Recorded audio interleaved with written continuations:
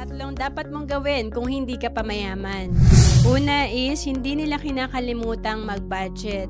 Importante kasi nandun yung disiplina para we live within our means. Ibig sabihin, mas maliit sa kinikita natin yung ginagastos natin. And then pangalawa, hindi sila nangungutang. Kasi itong interes sa utang natin, tandaan mo na ito na sumisira sa ating financial house or money working against us. And pangatlo, hindi sila bumibili ng mga bagay na bumababa ang halaga. Importante pag tayo ay may naitabing savings, kung gusto nating mapalago, ma-invest natin to, dapat yung tumataas yung value. Kasi madalas yung iba napupunta sa expense yung kanilang kinikita. So ito yung asset na pwedeng investment sa real estate, sa mutual funds, sa stocks, sa mga healthcare na may investment para lumago ang ating pera. To know more about savings and investment, message mo na ako sa FB, Roancelis Capistrano.